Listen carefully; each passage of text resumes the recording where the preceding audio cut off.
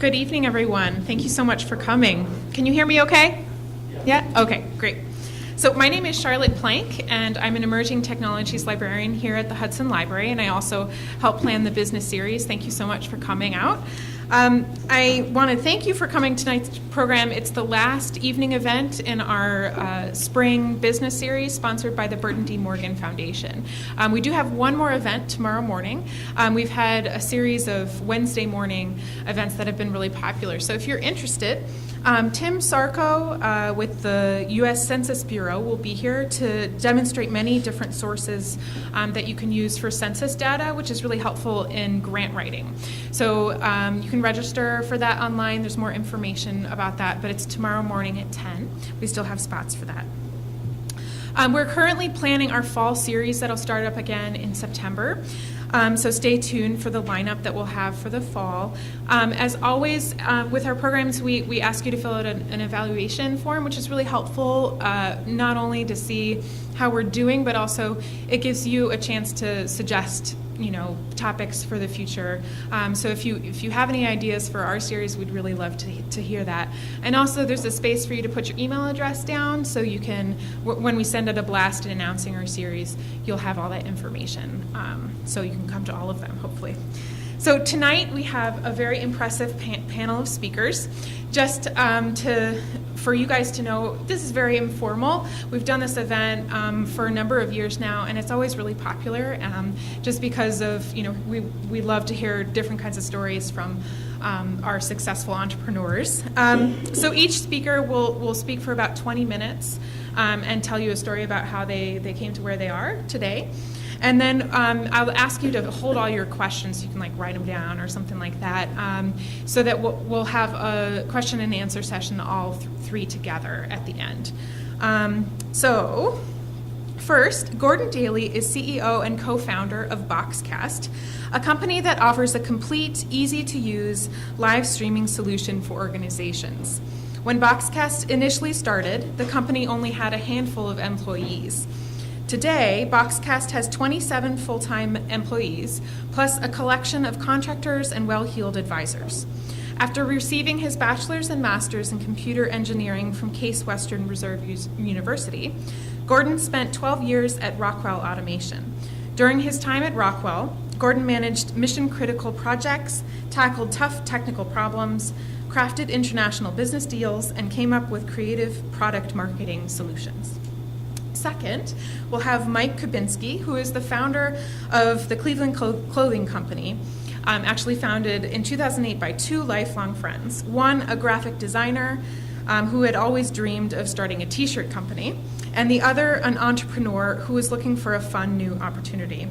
With a thriving online store that ships all over the world and a popular storefront, in 2012, they opened up a flagship store in the heart of downtown Cleveland on the corner of East 4th and Euclid. And then finally, we have Christina Gonzales Alcoa, I think that's right, yes. Who is the founder of Not Your Daddy's Mexican Hot Sauce, which is made in Akron, Ohio. Not Your Daddy's is an original recipe hailing from the heart of Durango, Mexico. The company aims to make the unique small batch artisan Mexican hot sauce available to Northeast Ohio and beyond. Please join me in welcoming our speakers.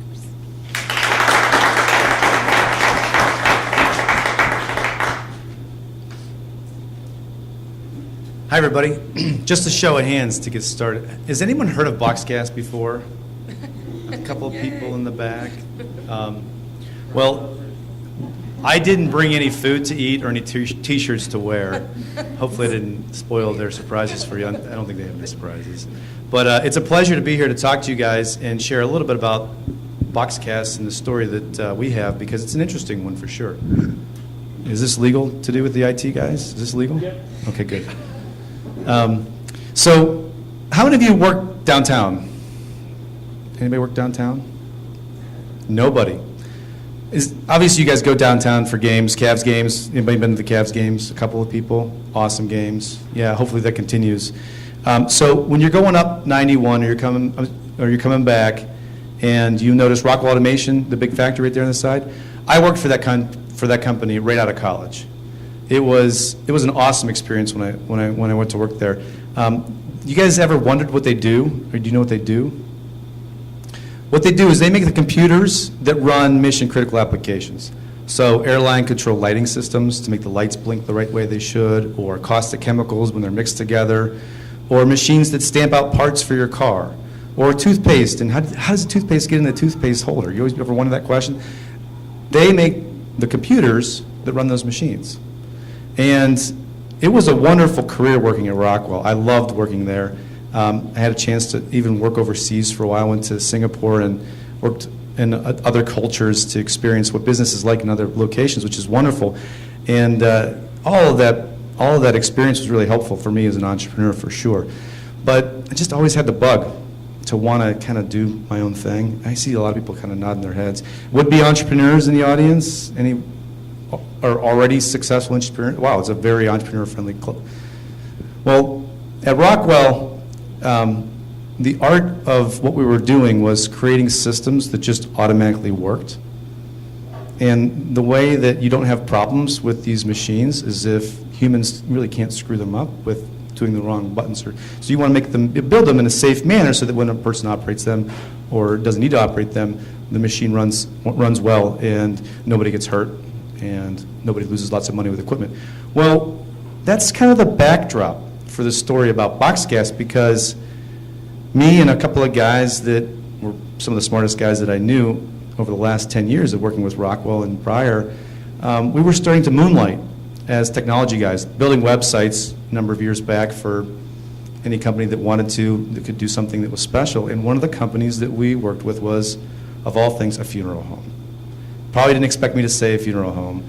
What's even stranger is the guy said after we built his website, hey, you know how in Vegas people get married and they stream the services and everyone's excited because they can watch because they can at home? I want to stream our funeral services. And I said, who's going to want to watch a funeral service, right? I mean, that's not the first thing that comes to my mind. But he said, no, don't laugh at this. It's not a joke, it's serious, because these are families that are going through a tough time, right? Not everybody can make it to the funeral service. The grieving process requires that people come to terms with what's going on. And if people can't come, I want them to still experience the service.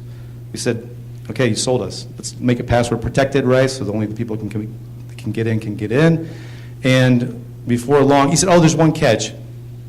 I just don't know anything about technology. I don't have to touch anything. I just want it to automatically work. He said, and we're like, automatically work? You got the right guys. We make computers that do all the automated systems that are all over the world. And so we busted out the soldering irons. It was a lot of fun to do the projects at night. It all starts out really fun in the beginning. And don't get me wrong, it's fun the rest of the way, too. It's just a different kind of fun as you go. Put the camera on the wall, and lo and behold, give us a few months, and we were able to make money building him an automated video streaming solution for the funeral services. As the story goes, we actually started to think seriously about going into the funeral home market, and we went to a trade show, which was a very interesting trade show. And I think quickly we realized that there's more that video streaming applies to than just to funeral services and when people can't go to those funeral services. And what's been amazing is we kind of started to find a little bit of a problem that existed in the marketplace that we had the solution for, and that was make it possible for people to be a part of events when they can't be there in person. Even this event, there's a camera in the background, right? Why wouldn't you want to make that available to your community that can't be at the event? So that was kind of the underlying promise and the premise of what we started Boxcast to do. And we realized pretty quickly that there was a big opportunity in two areas where this was happening all the time. There were not very smart technology people on site necessarily at school events, and there were not a lot of technology-savvy people at church events. But these things were happening all the time regularly, and we knew we could automate it. So those are two of the markets that we started into. And we launched a company about 4 years ago now, and it's pretty exciting. We can say now that we do all kinds of events from Little League up to the professionals now. So we've got about 13% of college athletics. So all the schools in the area, Case and Western Reserve is a customer, making it possible so that if families or parents or grandmothers are working or they're not there, they're able to watch it as if they were there in person. So it's been a really exciting journey. So that's kind of the idea of the problem that we came out to solve, and it's still a problem today. Hot sauce and shirts and other kinds of apparel, those are B2C applications. Ours is more of a B2B application. We work and specialize for video streaming for organizations who've got community that wants to make that community come close to them and engage with them. So that's the problem that we solve, and we've been off to a really great start. I never really realized that we have a product that would start out with the little guys and was really easy to use, and then we'd ascend into sophistication to the point where we actually do Major League sports now. We have Major League Soccer teams that we stream for, and we're starting to get into other sports too. So sports has been great, but church is probably one of our biggest markets. I think it is the biggest market right now. I don't know, any guesses on how many churches are in America? Not Dennis, because he sells to churches too. Really close, almost 400,000. Very impressive guess. So for every high school, there's 10. For every college, there's 10 high schools. For every high school, there's 10 churches. That can kind of give you a mental model of how many are out there. So the church market's been great, but every organization, especially libraries, Larry, I think I got his card already. You bet I did. Anyway, so the other piece that I wanted to share just a little bit about was the biggest reason why I think we've been able to be successful is we've been able to surround ourselves with the right kind of people. Both pulling people in to be a part of the business at the right time and getting people that could stand up when we needed it most to provide us with the right kind of expertise or advice in certain areas that we really needed at the time. And it's not looking back on it now, I mean, probably the single biggest factor is realizing that for the first few years while we were starting to tinker with this, or first couple years while we were starting to tinker with this, we thought we could maybe pull it off ourselves. Like, people build businesses. Yeah, you just build a business, right? It wasn't until we realized that we needed to open up to allow other people in to help us out that we really started to take flight. And oddly enough, there was an organization in Hudson called Tech Hudson. Probably, I don't think anybody I don't know if anybody has even heard of it, but we met a guy named Jim Phipps at Tech Hudson about 5 years ago. Jim introduced us to a guy named George Buzzy, who also lives in Hudson. And George was on staff at Jumpstart and was an entrepreneur in residence. And what he did was he helped us think about the business and tell a story so that we could convince people that what we had was worth something. Because at the time, we just had a story. We didn't really have any physical product. And these guys got us to the point where we told a story. We were able to convince, through business plan competitions, for people to give us winnings and money so that we could start building prototypes. Once we were to build some prototypes, because this stuff's expensive to make. I mean, you've got a box over there that's blinking right over there. That's kind of our automated streaming device. That thing can stream 4K, 60 frames per second, HDR, and compress it with HEVC. So I know it's a whole bunch of technobabble, but we just announced that at the show last week, and we're selling that thing for under $1,000. There's nobody else at this national show that's selling it for less than $20,000 or $30,000. We are really on the cutting edge of the market, selling it for under $1,000. That's right, for video streaming equipment. But getting back to the story, that stuff's expensive to make. You can't just make it one day. But we got people to convince them that, hey, our business idea had legs. They gave us some money to build this, and then we built it to prove that we can do it. And then from there on, it kind of set us on a course, but then people believed in what we were doing. So I think that what's interesting is we didn't really have the money to even hire people. We didn't have the money to bring in the expertise, but we did whatever we could to try to convince them to believe in what we were doing. And if I were to tell that story a little bit further, Jumpstart was great. They had a mentoring program that helped us, but we had other people in the Cleveland community that stepped up in big, big ways. And two of them happen to be here today. So Toby and Melanie Maloney are in the back, surprising us. Raise your hands, please. Has anyone ever read the magazine Mental Floss before?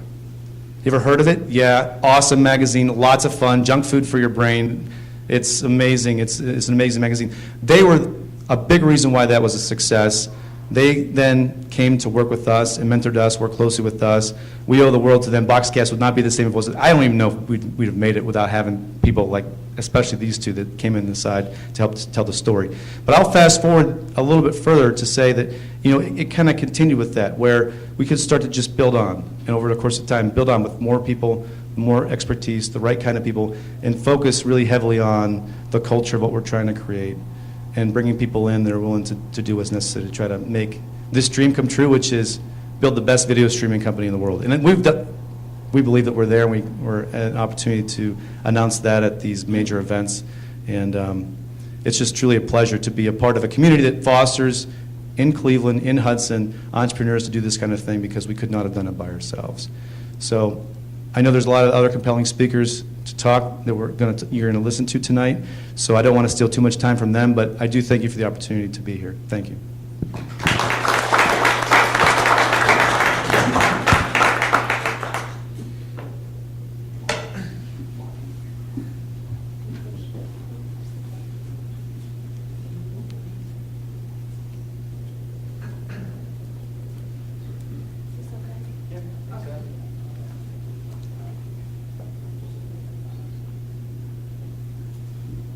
Cool. How's it going? My name is Micah Pinsky. I'm the founder and lead designer, owner, marketing director. I wear many hats at the company of Cleveland Clothing. A little background on me. I graduated with a BFA from Ohio Wesleyan. It's Bachelor of Fine Arts. So I have no business degree whatsoever. I have over a decade experience in graphic design and marketing and retail management. So the story all starts in 2008. My friend and I were sitting at a bar one night and saying that, hey, we have pretty good jobs now. We have some extra money. Why don't we start some sort of clothing brand? We're writing things down, writing stupid ideas down on cocktail napkins, just having a good time. So what we decided to do is, hey, let's buy a screen printing press and some T-shirts and practice. And basically learn how to screen print. We didn't really have an idea what the company was going to be at the time, but we just wanted to learn the process. It's a process that I wanted to learn. As an artist, I didn't know how to just screen print. I knew how to do everything digital and photography and illustrate and things like that, but it was a process I wanted to learn. So that was in the spring of 2008. We learned over the summer, tried to narrow down what we wanted to do. Again, this is 2008. This is one of the largest recessions we've had in our country. And we felt like we couldn't start a national company at the time. One, that takes an audience. Two, we don't have any money for that audience, to market to that audience. So we were trying to figure out what could we do that already has a built-in audience. We thought about, let's do something local. Let's do something, something about local pride. There's a company right here in Akron called Rubber City that we looked at. I grew up in the Akron area, and I thought, they're doing a pretty good job at what they're doing. Is there anything in Cleveland like that? So we Googled, as kids our age do, see if there's anything on the internet. There wasn't anything. There were a few streetwear brands, a defunct brand called Daffy Dan, who is the leader, who is the T-shirt god of Cleveland.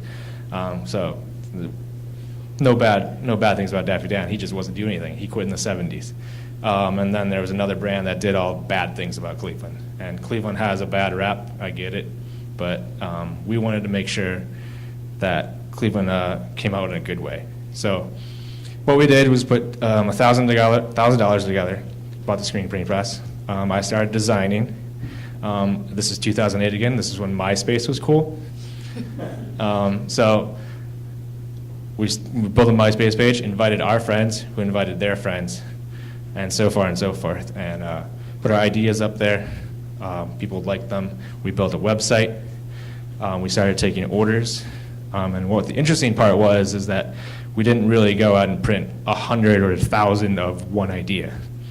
We took the ideas that sold, and we made sure to mention on a website, it may take 1 to 2 weeks to get your shirt, but we took all these orders over time, and then one night just sat down, printed all these orders of the last 2 weeks, and then shipped them out. And in doing so, that helped us build our inventory. So we would sell the shirt for $20. We'd take that $20, buy the shirt that we were printing, and that would help us buy 2 more shirts to add to inventory for this shirt that sold. So we don't have, oh, this is a cool what we thought was a cool Cleveland shirt, but no one else did. And there was one that was like that. It was pink. I liked it. No one else did. And we had like a box of 50 that I printed. I'm like, everyone's going to enjoy this. No one did. So going into the fall of 2008, we were just online, and we wanted to get it out to the people. And the way to do that is to go to indie craft shows. So we applied to an indie craft show. At the time, it was called Bazaar. You may now know it as the Cleveland Bazaar. And I didn't think we were going to get in. We're a t-shirt company. This is something where people do handcraft knitting and paintings and things like that. We're just like two kids screen printing t-shirts. There's no way they're going to let us in. They let us in. This event happened around mid-November, so it was a holiday show. I spent 2 weeks of my spare time working after work from like 8 p.m. to like 2 in the morning, screen printing shirts. We screen printed about 500 shirts to take to this show. We spent the night before having a little too much beer, so we showed up late. We didn't think, we didn't know what these things were about. We're walking through the crowd with these boxes, trying to find our table, set up our table. I'm sweating. I'm like, we're just so dumb. But anyway, table's all set up. Then also we noticed that there's a line. There's a crowd in front of our table. It's basically like a New York deli. Like they see these shirts and they think they're so cool. But I'm like, all right, who's next? Who's next? And I'm like handing shirts out, taking money. We're counting it, but it's just going in a box. We're like, this is kind of crazy.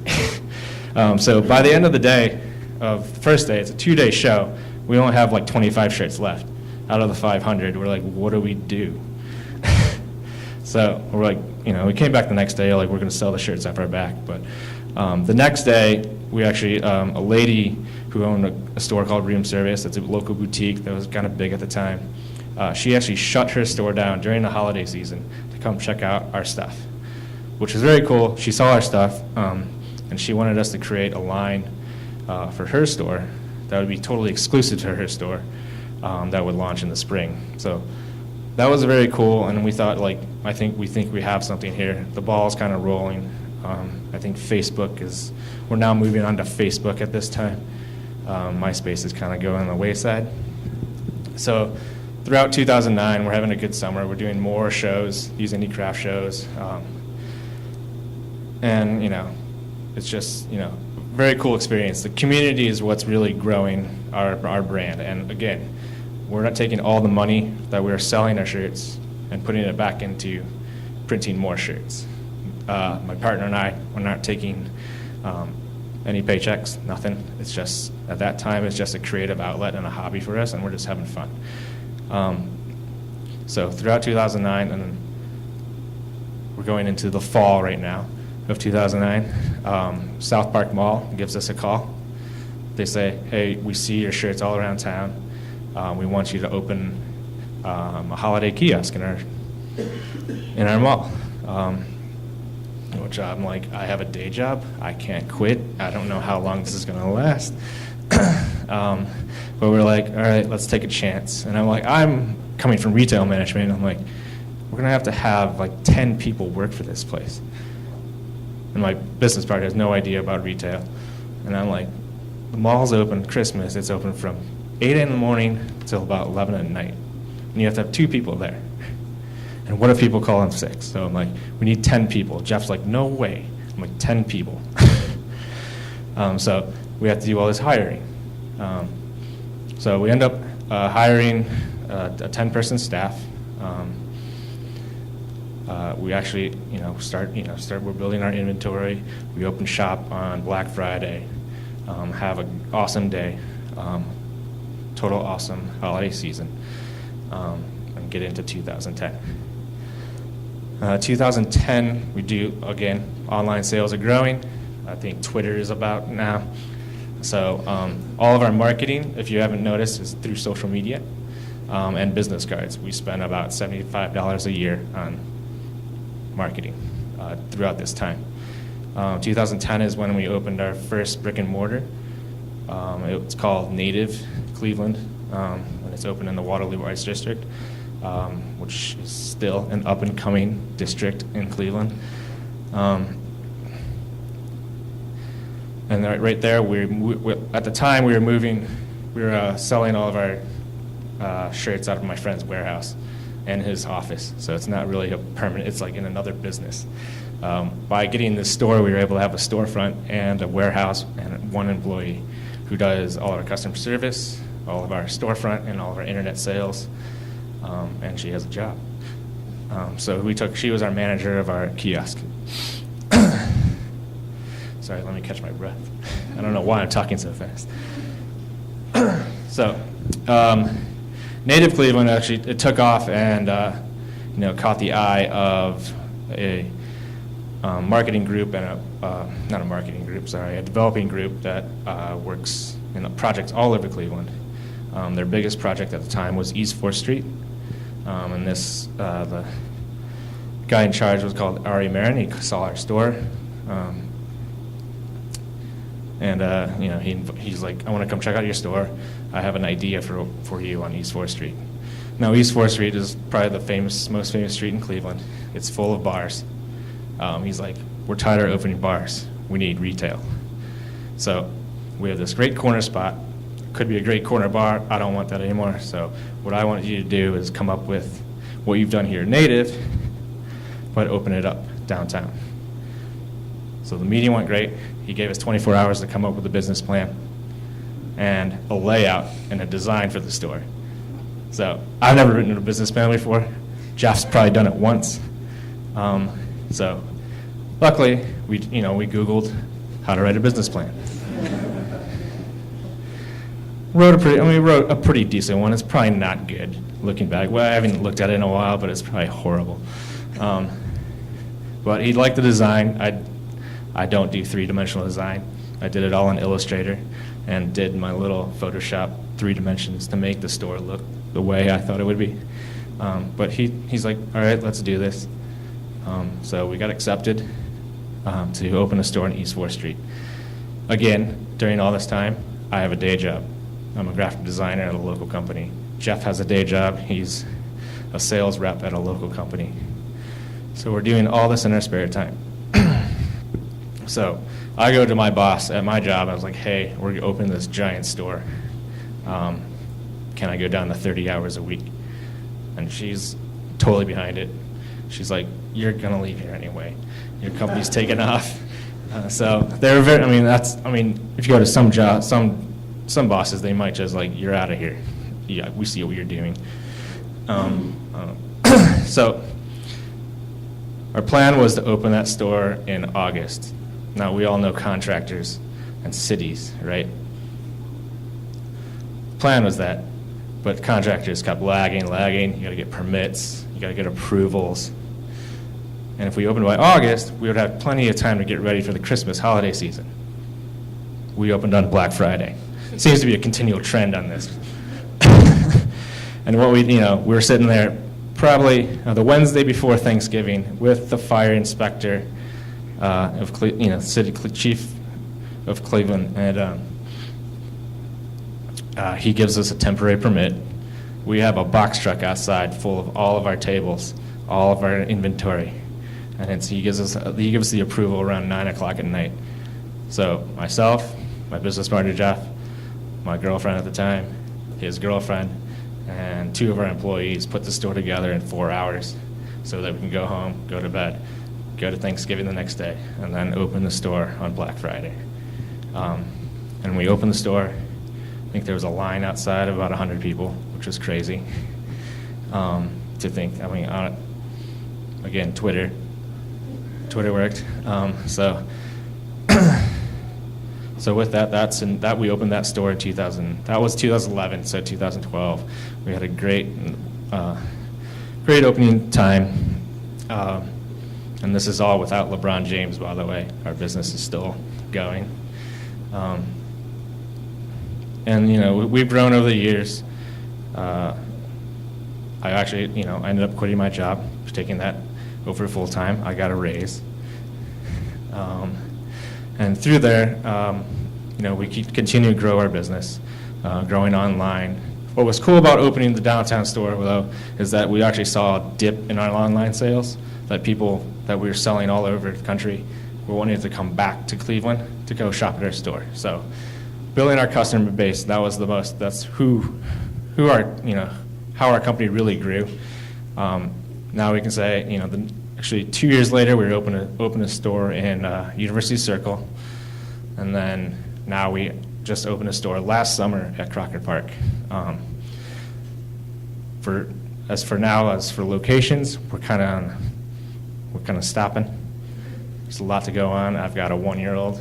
He takes most of my time, and also my business partner has 3 kids of his own, and we feel comfortable right now.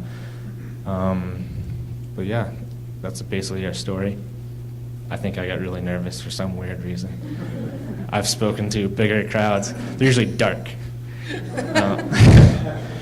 So I'm sorry about that but I'll take any questions after the next speaker. Thanks.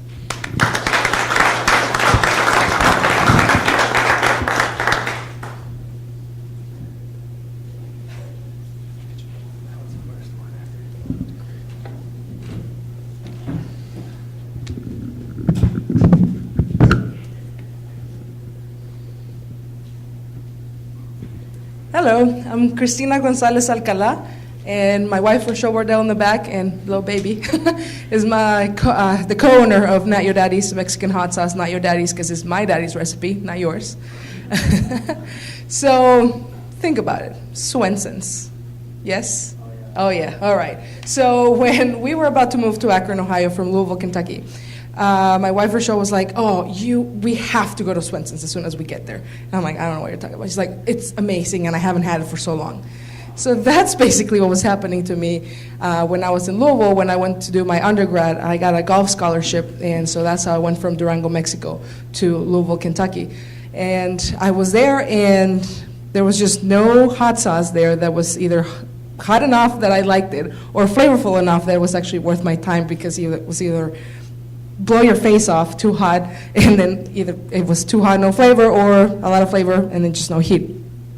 So this is why I had to ask my dad for his recipe.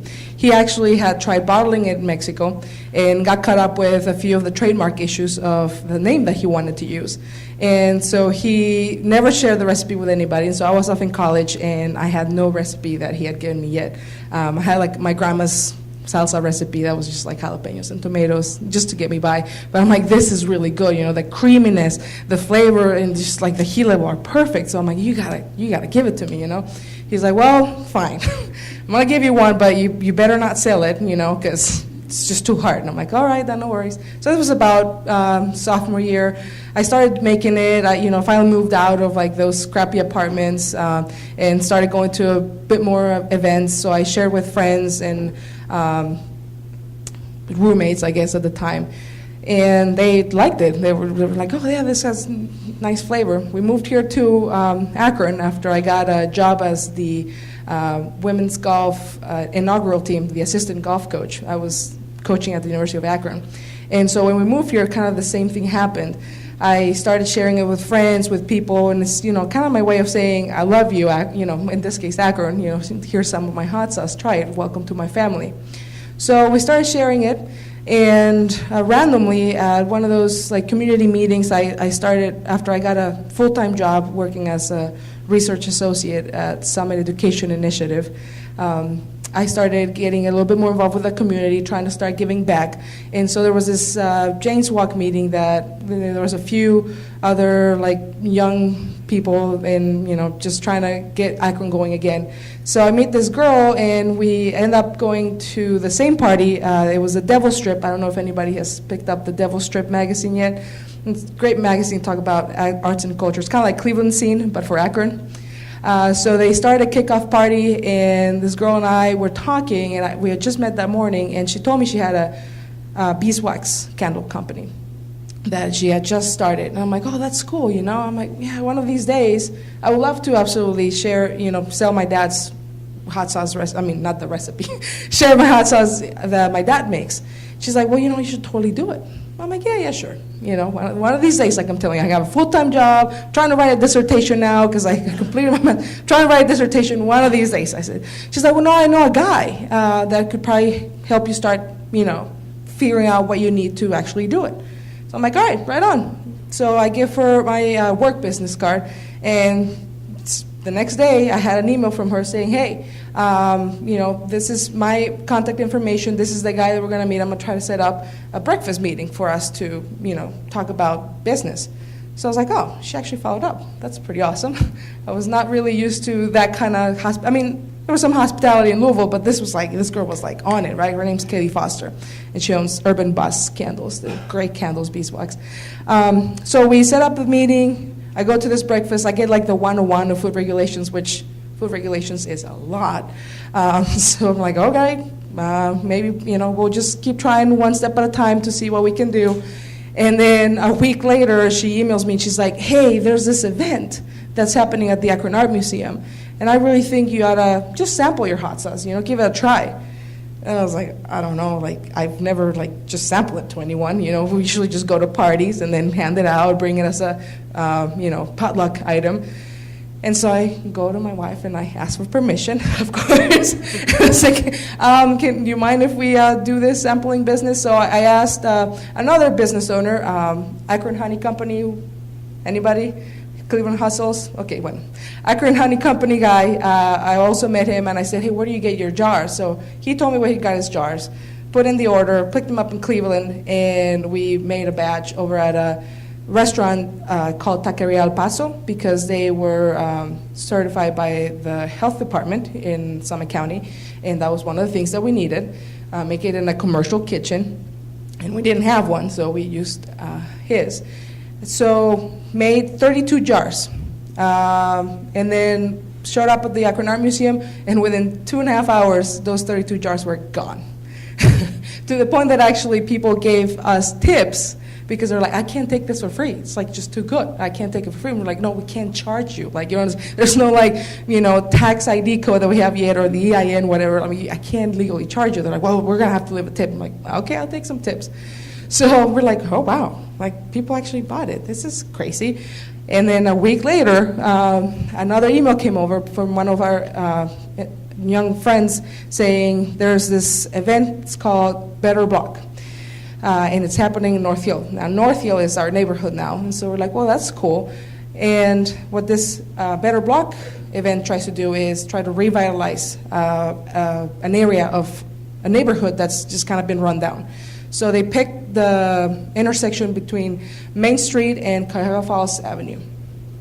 And we set up shop there, and they said there's going to be markets on Friday and Saturday, and then a farmer's market Sunday. But I don't think you can get on the farmer's market because it's a little more hardcore. I'm like, okay, sure. So if you think you can get us a booth, we'll go ahead and set up. So we set up Friday. We took 80 deli containers then, because now we figure out that we had to be like temper evident, right? You have to have some kind of seal so people know that it hasn't been opened yet. So we actually got those Tupperware deli containers and put the hot sauce on there, and in there, not on. And we sold 80 by Saturday. So we sold out Saturday, which is really crazy because again, we had no idea what we were doing. We were just, sure, let's sell it, why not? What do we got to lose? And the next day, for Sunday, even though we hadn't been invited yet, the person that was running said, you ought to come and sell for the farmer's market. So we made, that night, at like 4 o'clock, we went back to the restaurant and made 70 more for just Sunday. Show up Sunday, and all 70 went. We're like, oh my God. So actually, we do have a good product.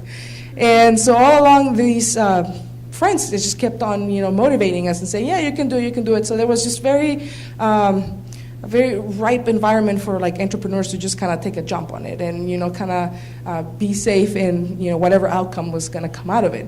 So after that, and after a couple of events, I met with the owner of Akron Honey Company, and he invited us to be at his event Market Day, where he revitalized a lot that was empty in one of the neighborhoods and put in his apiary. And so he actually asked for permission to close part of the street in front of where his lot is to have some entrepreneurs come over and set up. So he's like, this time is going to be all about the food. So we need you guys there. We need to set up. We did, and we sold out again. And so we're like, wow, this is just incredible. So we really did that through like the summer. We ended up with 3 events. There was a 4th one that we did. It was a little lower key, that one, so we just kind of, started realizing what our market was really by trial and error. And so the next year, we just kind of returned to the same type of market. So Market Day, there was an event that was called Akron Farm and Flea Market that happened in downtown, and just the community started receiving us very well. And there was a few things that we had to learn along the way, again, regarding to food regulations. We learned that we didn't have to be regulated by the health department, but instead by the Ohio Department of Agriculture. So we actually had to make some adjustments to that. So normally hot sauces, you just go and grab from the shelf, right? Well, to just work our way around that, we ended up as a refrigerator product. Because if you're a refrigerator product, then you don't have to send it to get studied and all that business to get it shelf stable, right? So one of our friends said you can just go on as a refrigerator product. We asked Ohio Department of Agriculture if that was okay. They said, go for it. So we're kind of like the Clausens of hot sauce currently, right? Pickles, they're always in the shelf, but not Clausens. You'll find Clausens in the refrigerator section. So that's currently where you'll find us. And we are set up in 2 cafes currently. We're in 3, but one of the cafes, the owners decided to move to Key West. I don't know why they would do that. And so that cafe is closed down now. It was Urban Eats. But now you can still find us at Sweet Mary's Bakery, which is in downtown Akron, right across the convention center. And then Stray Dog Cafe, which is the cafe at the Main Street level of our Main Street Library in Akron, Ohio, in downtown. And so we, again, partnering up with friends is really what helped us get through. It was finding those entrepreneurs that were open-minded to just kind of like co-growing. And so instead of us just going by ourselves, and this is something that we didn't realize that we did until we started reading some books. We're like, oh, well, we did do that. We asked somebody for help, and we set up with them, and they allowed us to just kind of like, if they already have an open store and a storefront, why should we invest on that when we really don't have the product that's gonna like fill a storefront right now, right? Because now we actually have hopefully some works in the plan where we'll be able to be at like maybe a little marketplace of sorts that's coming up in Akron, and actually have a place where you can come and just buy our hot sauce along a few other items. But for right now, there's only those 2 places. We're working on trying to figure out what those FDA regulations are, see if it's really worth our time to actually go through the shelf stability process, which includes heating it up, right? And so the way we do our hot sauce right now is just we stay pure to the ingredients. It's not cooked. So that's what makes us different right now. It also has no preservatives. It has no artificial colorants or anything like that. So if you read some of the hot sauces that resemble the consistency that ours has, because ours is kind of creamy, you'll see that they have like all these emulsifiers and all these thickening agents. And ours is just straight up ingredients as you find them in the store, just mixed in, and there's a hot sauce for you. So we really have been, again, lucky that Akron just kind of had this perfect timing that was looking for entrepreneurs to just come in and start doing new things. I really don't know where we would have been if we had tried to start it somewhere else. So just to, for you to take note, I know you guys raised your hand. There are a lot of you are entrepreneurs, and depending on which, end of the spectrum you are, you're from the really big national, international companies to like, semi-state and to just local.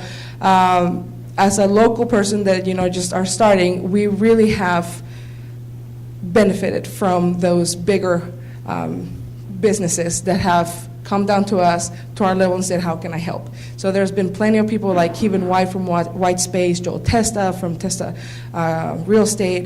They just come to us and say, what do you need? What can we talk to you about?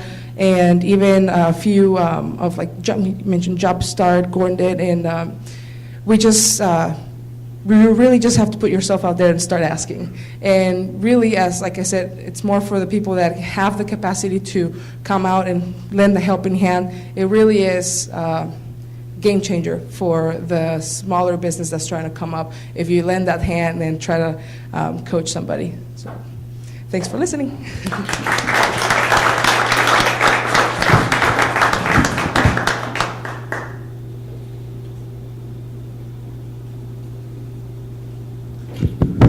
Thank you so much to all three of you guys. At this time, we'd like to sort of open it up to questions. I know you probably have a lot. So if you want to just raise your hand, I can take the mic over to you. Okay. For the hot sauce. Sure, got it. Who manufactures your product for you? My wife and I. So all of your products is done at home? Sweet Mary's Bakery. That's where we're licensed to do it right now. Who does the labeling for you? We do. What type of program do you use?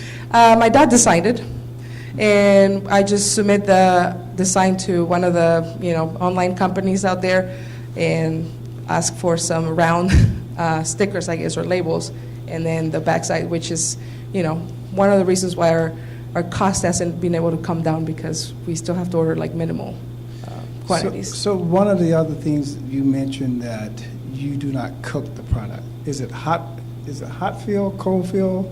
It's just room temperature, yeah, but now it's refrigerated, so it's actually cold. So if it's refrigerated, the shelf life is different from a hot fill. Definitely. Nice. So we're about 6 months. That's what we were suggested to do. We know from experience that it will last a year at least, as long as you keep it refrigerated. It really will last you a while. So that's after opening? After opening, yes. Yes, okay. I think that's all I have. Thank you. Absolutely. Hi. For Boxcast, the question I have, and I'm just looking at it from a user standpoint, is if you approach me with the opportunity of getting that, I'd say, what advantage would it have? Is it that much of an advantage for people to see it live as opposed to seeing it, I could go ahead and I could video the thing and put it on a flash drive, send it to the relatives that way? I mean, I would think that would be something that would be a challenge in answering. Oh, sure. Well, at first blush, that was my reaction too, right? Except for then I realized, where did I put that flash drive? Which pocket's it in? And what we found out is it's actually more of a hassle to handle the offline experience than just to stream it live. So for example, tonight, there's the camera here. If that camera were just plugged into that box, not only would people be able to see it live, but they'd also be able to see it online at any point in time later. So you've made the offline problem so much easier to solve by just streaming it live. The other thing that's really interesting is how many people, once they have today's newspaper, look at yesterday's newspaper. Almost never, because it's old news, right? So what we find, and this is statistically stand the test of time, is that we've had way over 10 times, maybe more like 15 to 20 times, more people that watch it live than will watch it archived. There's just something about the cadence of an event. If you're not at the event, you wish you were there. If you're a parent, if you had the opportunity to see it live, you'd probably be watching it live. You'd be on the edge of your seat, wanting to be a part of it, because you want to be a part of that experience, you just can't. So there's a lot more to it than just that, but hopefully I probably should stop there.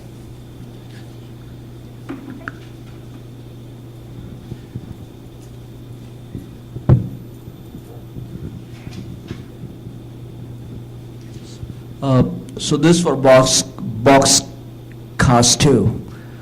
So you guys need to be physically at the event to do this, right? You know what? That's the way most people do video streaming, is they try to make it so that they can come on site to help you. But we've made everything that we have entirely self-service. Okay. So no, you don't. You can stream from your phone with the Boxcast app. You can plug in any camera into one of our Boxcast devices, and it just automatically then shows up on your website, which we helped you set up the first time, and then you're done. So now all the events people can just watch, and the only other thing you have to do is just schedule when they're about to happen. So for tonight's event, hey, the event starts at 6:30. You'll maybe start it a little bit early so that people can see people walking in, and then people at home can be watching. All right. So what it means is all you do is just ship out your box, and then people can just hook it up, and if I have an event, I can just do that. That's what you're saying. Absolutely. And for some people, they need something even easier, and they can get started with their phone. So you can just stream straight from your phone, too. Okay. And just follow up, so in terms of scaling up, what are the challenges you face? So I'm thinking, finance and employees, right? Getting the right employees, having the right skills. How do you manage that? Well, fortunately, we have a lot of really smart technical people. So building a product that's really scalable and really robust hasn't been the problem. Unlike these two, in some ways, I'm really jealous. They just showed up someplace and blew the doors off of everything they had in product, right? They sold out everywhere they go. In our case, it wasn't that. Maybe we were ahead of the time a little bit. We totally understood and believed that people would want to be at these events if they could.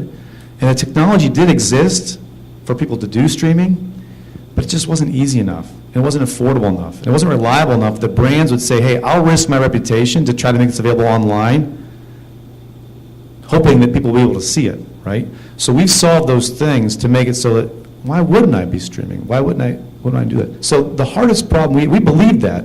The hardest problem was, in the beginning, we had to teach people that they could do this. We had to teach people that this mattered to people that wanted to be there, because it's not the first thing every organization thinks about. They got 50 people coming into a room, they want to make sure that works, right? But then there's an opportunity for there to be 300 other people that could be watching and be a part of this. So one of the biggest questions we're getting lately is, oh, so now live stream, they're streaming for free from your phone, and you got YouTube that's streaming for free. Yeah, you're right, but that's the best thing that's ever happened to us for two reasons. One, no one asks us anymore, well, how does that work? Because they have an idea that it's possible and they want to do it.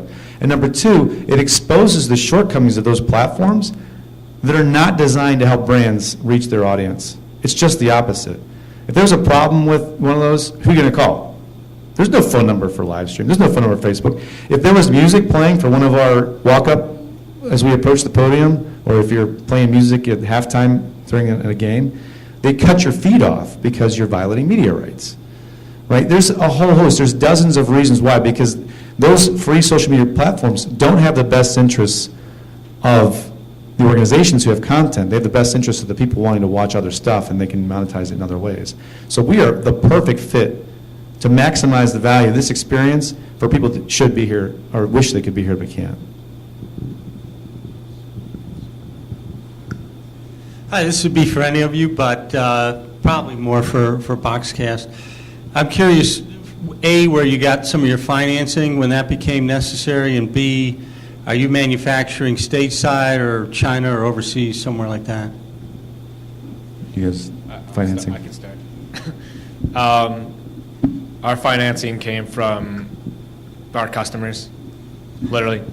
Our tagline is spreading Cleveland pride, one t-shirt at a time, so literally we took one t-shirt, made 2 or 3 t-shirts, and it just went so on and so forth. And then as far as manufacturing, it was 2008 recession. We wanted to be made in the USA. We wanted to support local as much as possible. So at that time there was one brand called American Apparel.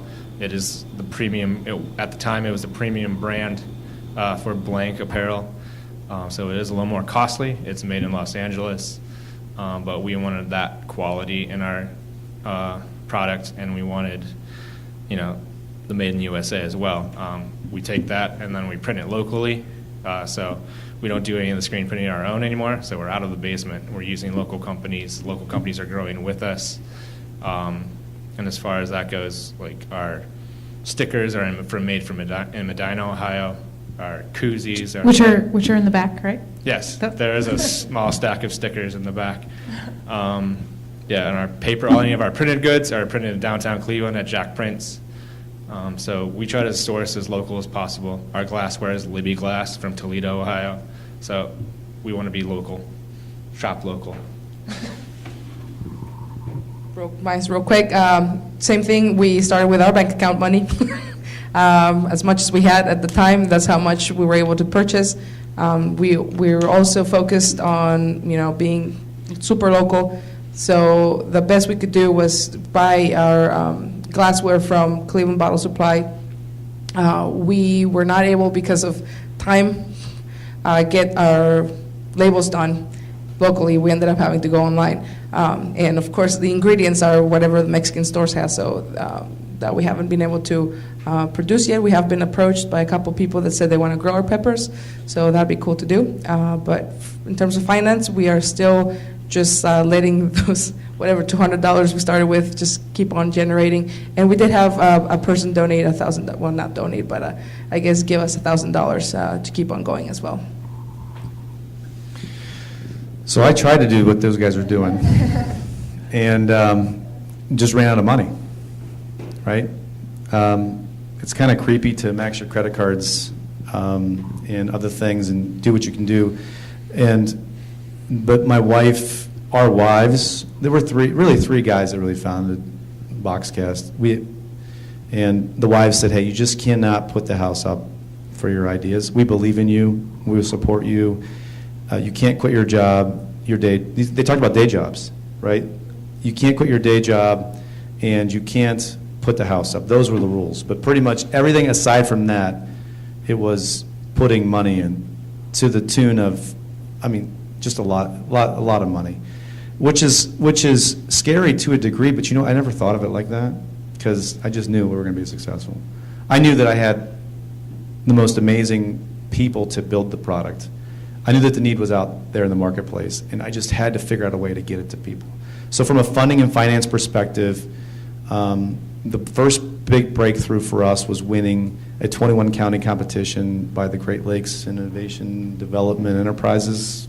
It's a $125,000 award, and normally you have to win the little one to get then you get the big one, but we won the big one first, which was huge for us because then we could build a product. And then we won one for Cuyahoga County, what was $125,000, and then we got one through Magnet to help us with manufacturing for like $30,000 or ish.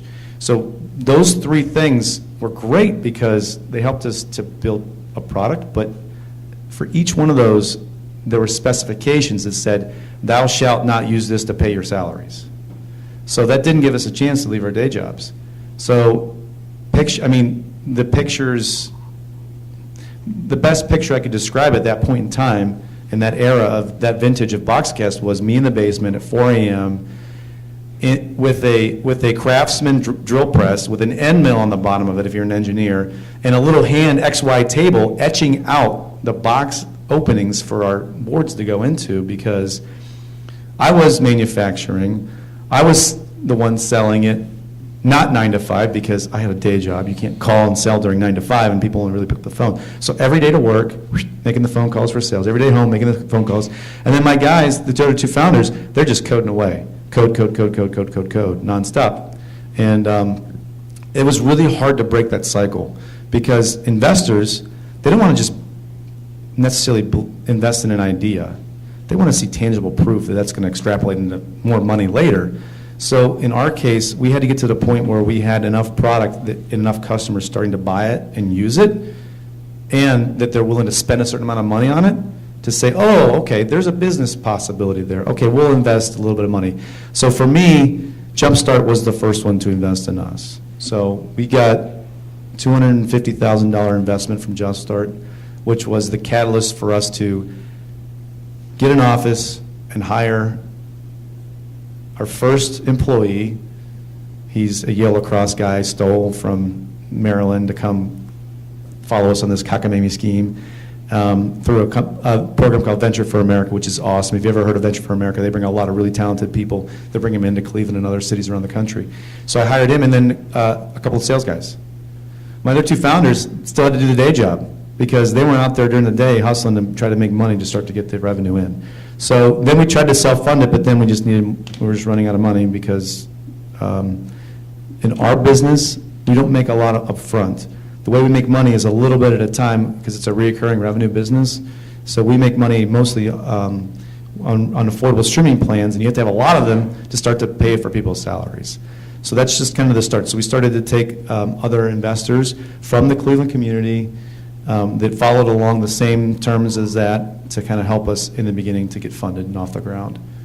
We're at the point now where we're having conversations with kind of more of the big boy investment firms, just because we're growing at a rate that's attractive to them, and we're pretty excited about it because in technology it's a race, and you have to spend money fast enough to grow fast enough to compete with everybody else. And if you know me, I'm very, very competitive, whether it's ping pong or baseball or any other sports, but in business too, we want to win. So the way you win is to go fast. So that's what we have to do. Sorry, long answer, maybe. Where are you making the box? Oh, made in the USA, you'll see it on the back side. Everything we make is in the USA. Our business model isn't really a consumer product where there's millions of boxes going out, right? There's more on the terms of like thousands. So it doesn't make sense for us when we make money in the recurring revenue to obsess over the product cost of the boxes just to save an extra 15 or 20% when I could be making them here in town and just troubleshooting it. So we've gone through a lot of different suppliers for electronics, and there's different boards for different products. So some in Ohio, some in Pennsylvania, some in California, and some in Texas, but all U.S. based.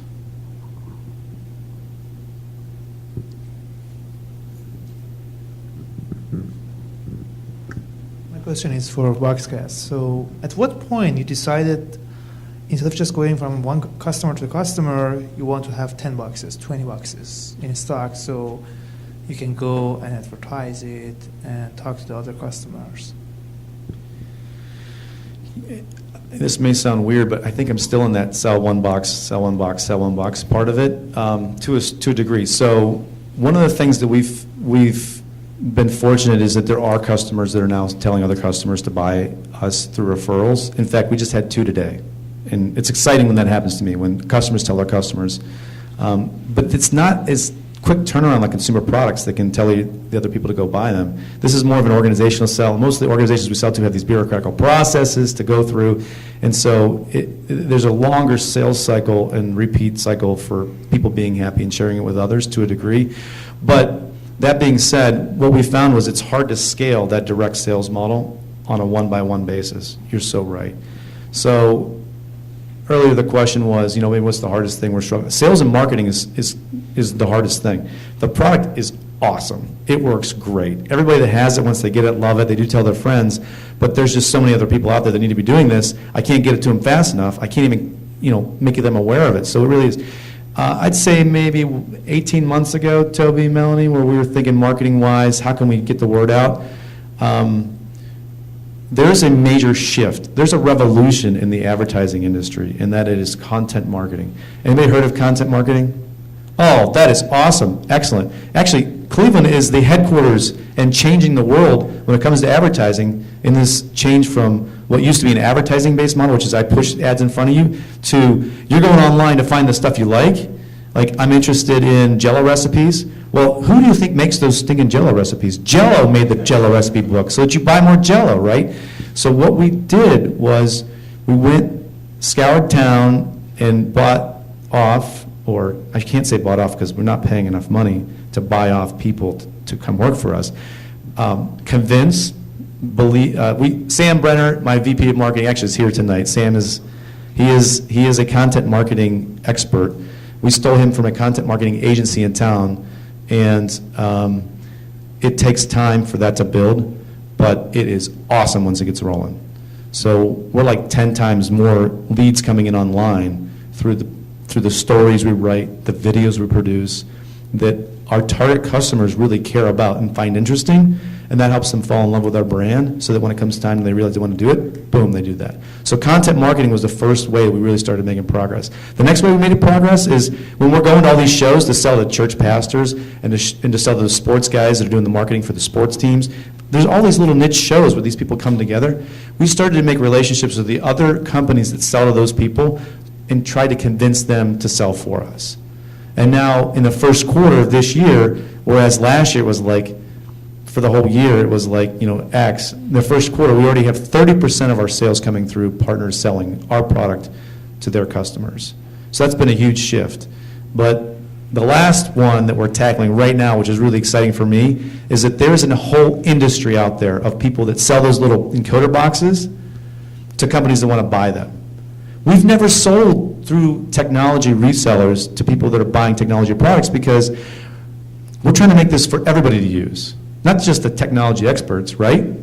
So I can't wait. Over the course of time, we've built better technology products now that the technology people get to buy, and so we're really excited because we're unveiling that, and we're starting to find people that sell it through the technology channel too. So to scale it, it's hard to do direct. We started to do it through marketing efforts, lead bound, so our sales team is now really selling to people that come to us wanting to buy. Way different game, right? through partners who sell for us, and now through people that have stores and dealers that sell technology products already. So that's kind of I just kind of divulged our marketing strategy, but we're starting to work. Hi there, a question for Christina. What are your plans then for the future? Are you going to go into supermarkets, or what? How do we get this? We're building a hot sauce empire. It's the future. So for right now, the most immediate future, I think, would be to explore this opportunity that we might have at the marketplace in downtown Akron and continue supplying the smaller local entrepreneurs, whatever cafes we might have, because what we found was that there's already hot sauces out there, of course, but if we can start being the alternative hot sauce, that would be fantastic, because in terms of marketing, like, we just don't have we don't have the money for that yet. So eventually, we also see ourselves in mustard seeds. I see Heinen's right here, Heinen's for sure, and definitely keeping it local. And then eventually, we will have to throw that coin, right? Because right now we're small batch. I mean, it's artisan because Rochelle and I making it by hand. So do we want to continue making it by hand and start bringing some people to help us do it, or do we, go the empire manufacturing route and start competing with Sriracha and put it out there in the world? Which we do want to put it in the world, but we still want to maintain that integrity of being handmade. Yeah, this is for Boxcast. Have you been, approached by your customers or given thought to system sales? I mean, like with our business, you sell them the Boxcast, but then as time goes on, your real cost is acquiring new customers. So if you've got really happy customers, did you ever give thought, or are you being asked by the customers to sell them 4K cameras or packages under Boxcast, where you're just handling somebody else's and private labeling it? Because like we started out with the speaker business, and next thing you know, we're selling full systems. Not that we want to, but everybody wants a turnkey. Nobody wants to buy a car without the stereo, without the, they want the stereo, but can you build a car around it? And that's where are you doing anything like that? Yeah, at first blush, that seems like a good way to go. The reason why we haven't is, I guess, a couple of reasons. One, the interconnectivity with cameras is actually quite easy. You just plug them in. So there's no strategic value in like finding a way to differentiate the product so that you can. But it's the people have the faith and the trust because of the support. Yeah, okay, so let's talk about two. So number two is, then I'm only able to make a little bit of profit on reselling a commodity product. Well, not commodity, it's a commodity to me if I'm only able to make a little bit of resale value on the other ancillary products. And the third reason is because investors don't care about me selling other products. So I am measured by how many people I can get on subscription plans. That is the only thing that makes sense, because because in their minds, that's the longest way to determine how much money the business will be able to generate in the future. And so they don't want me to make 10 or 15%. We actually are a distributor for Blackmagic camera gear, cameras, mixers, and what we find is that it's just not worth it to try to even hassle of bringing it and handling it and shipping it out for us just to make 5, 10, 15%. We're talking like private label, because like we sell amplifiers beyond this price, because people want to support them, they don't care. Everybody's going from down, to get on. I mean, I hear what you're saying, but it's just a math equation. And the amount of money that we make through labeling, private labeling things for us is insignificant relative to how much we can make from the service piece. And that's the only thing that investors care about. Okay. For the t-shirts, I'm wondering where you get your ideas, how you keep your designs fresh, how often do you launch a new shirt, do you retire others? What's your creative process? I mean, we're always coming up with ideas. They range from, sports culture to, pop culture, history. Right now we're going through and highlighting local landmarks, and that could be anything from a radio station, the 100.7, the Buzzard, restaurants like Slyman, Sokolowski's.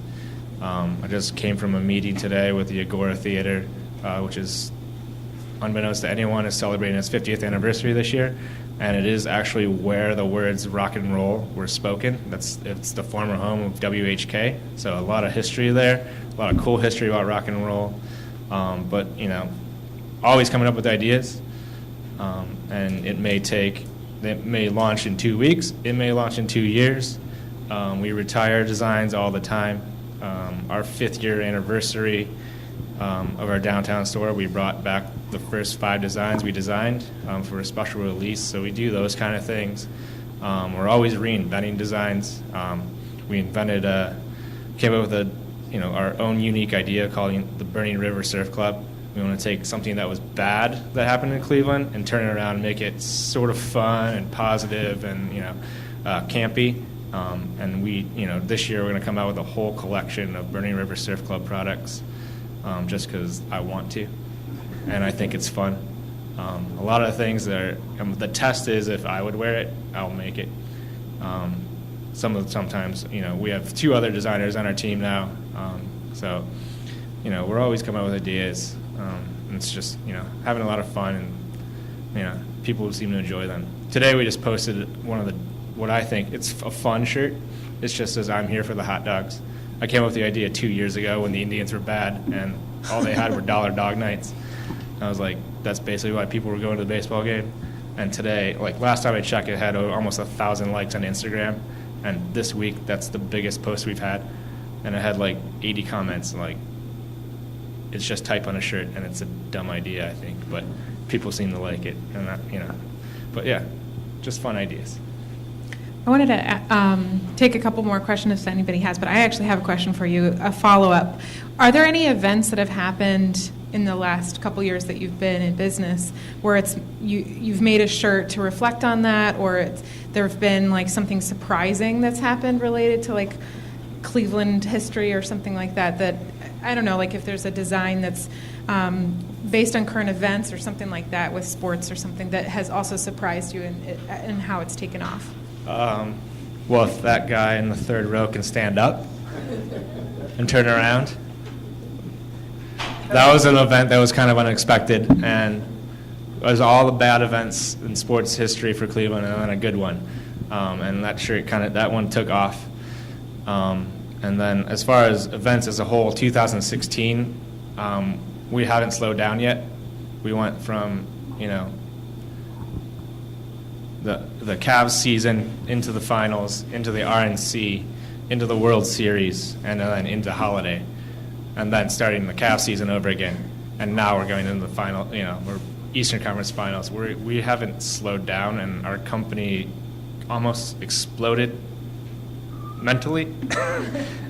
So we've had a lot of parties and adventures and nights out that's been company funded so that they get their stress level down. But yeah, business has been kind of crazy for the past year. Thank you. Anybody else? Okay.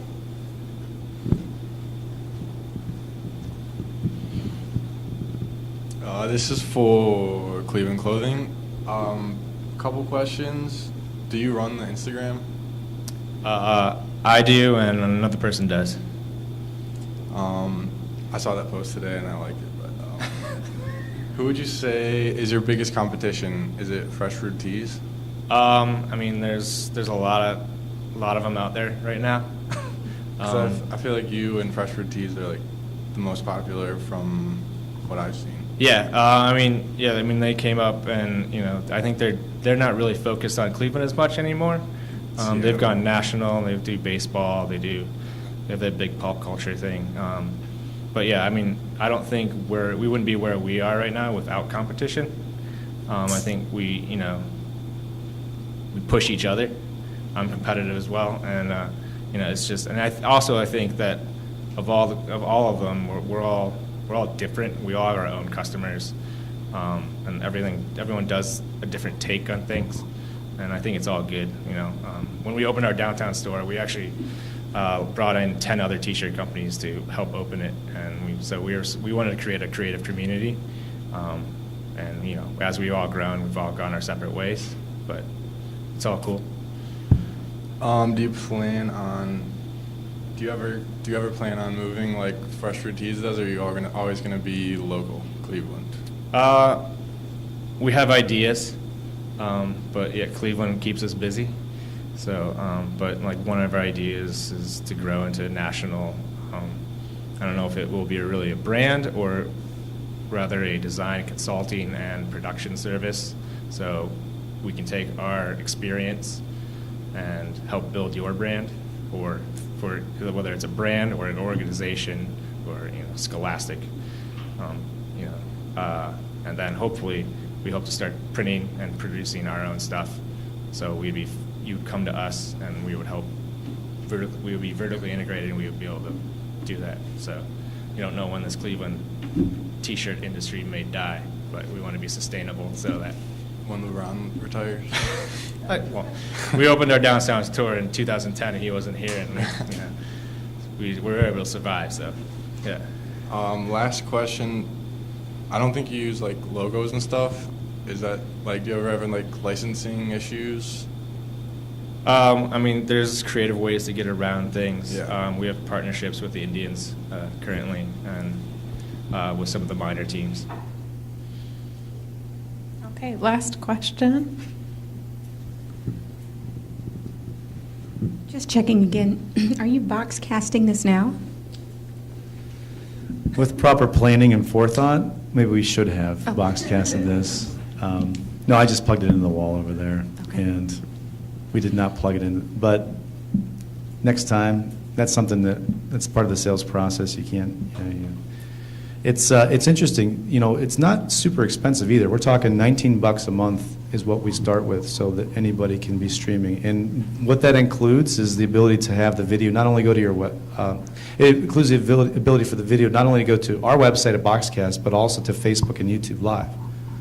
So if you've got fans that want to see it there, we make it possible with all of our video. All right, thank you so much, all three of you. It was wonderful to hear your story. And I'm sure they'll be available for questions or anything afterwards. And make sure to fill out your evaluation. I have pencils in the back if you don't have one. Thank you.